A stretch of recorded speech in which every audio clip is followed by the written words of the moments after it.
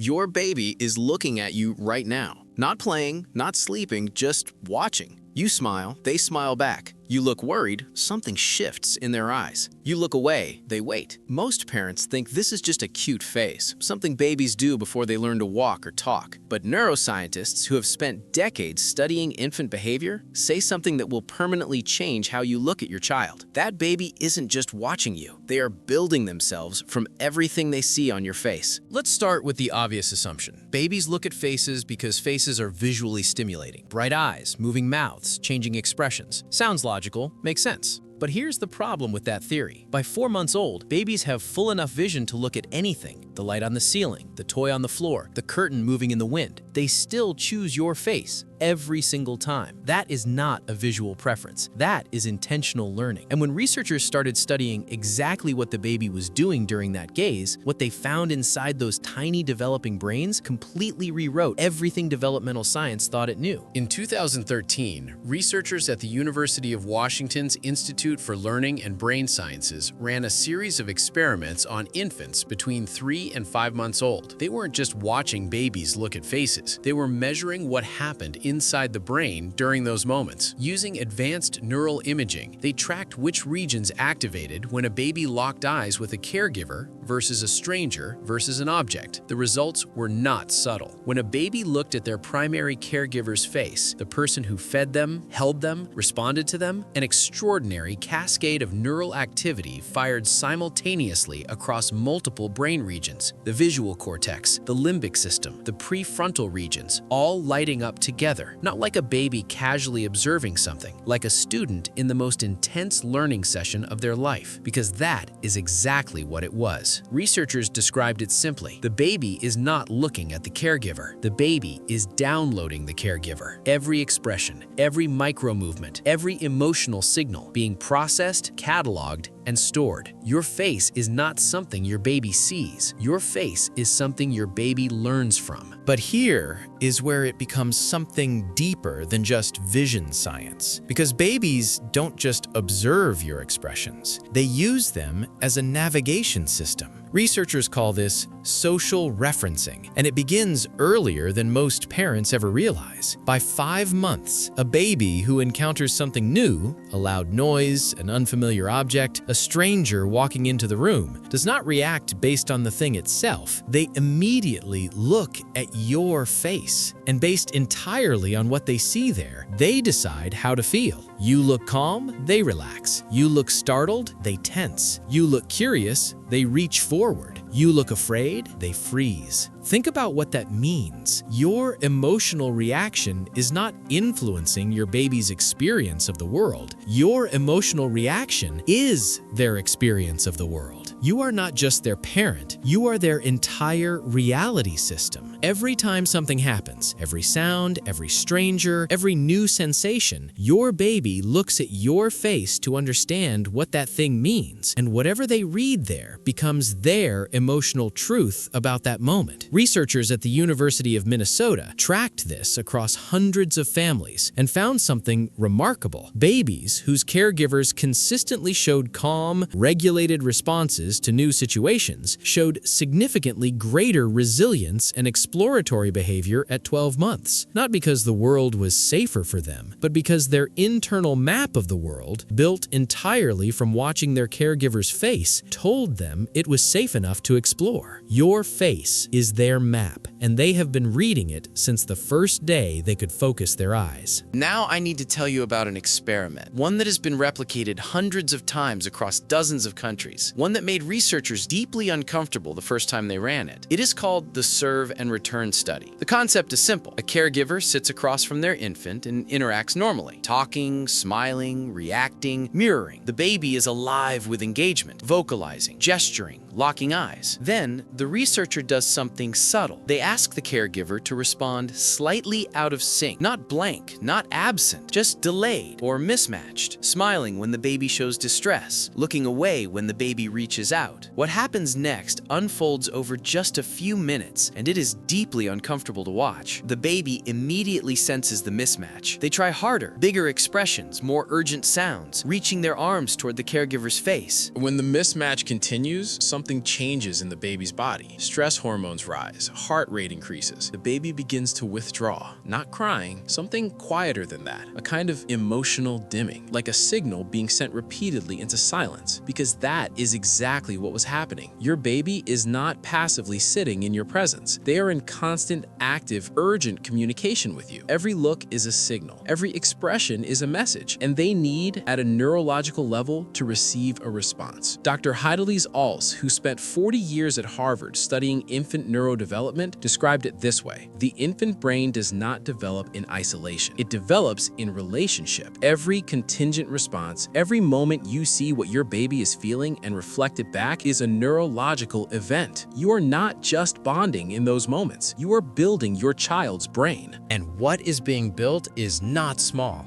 Researchers at Harvard's Center on the Developing Child have spent years mapping what consistent, responsive face-to-face interaction does to infant brain architecture. The findings are staggering. Babies who receive high levels of contingent, responsive interaction in the first 6 months show measurably greater development in 3 specific areas: the prefrontal cortex, the seat of decision-making, emotional regulation, and complex thinking; the anterior cingulate cortex, the region responsible for empathy, social awareness, and understanding other people's minds; and the hippocampus, a brain structure central to memory, learning, and stress response. 3 of the most important structures in the human brain being actively constructed by the simple act of a caregiver watching a baby, seeing what they feel, and responding. You are not just a parent in those moments, you are a neurodevelopmental architect. Every time your baby looks at you and you look back, every time you mirror their joy, every time you soften your face when they seem overwhelmed, you are laying down neural infrastructure that will shape how your child thinks, feels, connects,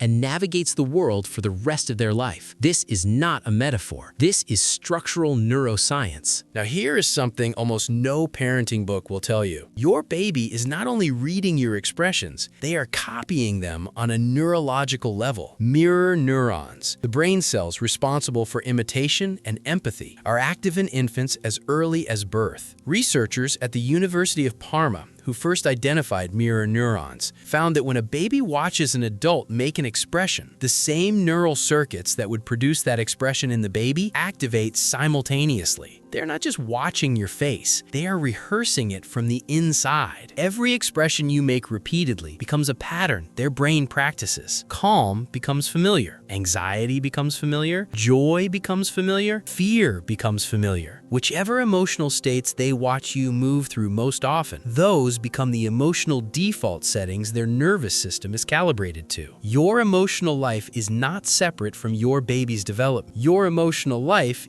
is your baby's development. There is a warning in all of this, and it is not meant to frighten you. It is meant to give you something most parents never receive: understanding. If you have been stressed, overwhelmed, distracted by a phone, by worry, by exhaustion, that is not a failure. That is being human. But neuroscientists are clear about one thing: the brain's plasticity in the first 2 years of life is never that high again. The window is not closed. It is never fully closed, but it is widest right now. And every small moment of genuine, present, responsive connection with your baby, eye contact held a few seconds longer, a mirror of their smile, a soft voice when they're overwhelmed, those moments are not small. They are structural. They are changing the physical architecture of the brain you are building together. You do not need to be a perfect parent. You need to be present. So the next time your baby looks at you, across the room, across the dinner table, from the crib in the quiet of the morning, remember what is actually happening. They are not just seeing your face. They're using it to understand what the world is, whether it is safe, whether they are loved, whether it is worth exploring. Your face is the first book they ever read, and they are reading every page. 15 million years of human evolution did not give infants an instinctive drive towards their caregiver's face by accident. It is the most sophisticated learning system ever developed, and it is running right now in every quiet moment your baby's eyes find yours. The only question is what they are learning. If this changes how you see the moments your baby looks at you, share it with someone who needs to hear it. And if you want to understand why babies cry for no visible reason at 2 a.m., what they are actually communicating, and what the science says about it, that is the next video. And what researchers found is far more meaningful than you expect.